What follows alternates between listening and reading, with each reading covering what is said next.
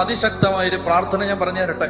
പ്രാർത്ഥന വളരെ സിമ്പിളാണ്, പക്ഷെ ഈ പ്രാർത്ഥന അതിശക്തമാണ്. എനിക്ക് ഒരുപാട് ഒരുപാട് ഒരുപാട് അനുഭവങ്ങളുണ്ട്. പ്രാർത്ഥന വളരെ സിമ്പിളാണ്. തൃത്വസ്തുതി, പിതാവിനും പുത്രനും പരിശുദ്ധാത്മാവിനും സ്തുതി.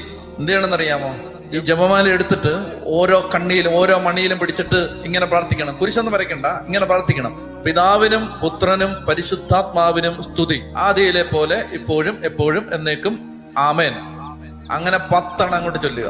അപ്പൊ സ്വർഗസ്ഥനായ പിതാവെ ചൊല്ലാൻ ഒരു മണി ഇവിടെ ഇതാ വെയിറ്റ് ചെയ്യാണ്. അവിടെ വരുമ്പോ ഇത് ഓർത്ത് വെച്ചിരിക്കണം. പരിശുദ്ധാത്മാവേ ഒരു കൊടുങ്കാറ്റായി, ഭർത്താവിന്റെ പേര് മോനച്ചൻ എന്നാണ് കേട്ടോ. പരിശുദ്ധാത്മാവേ ഒരു കൊടുങ്കാറ്റായി മോനച്ചന്റെ ചങ്കിലേക്ക് ആഞ്ഞടിക്കണമേ, മദ്യപാനം എടുത്തു മാറ്റണമേ.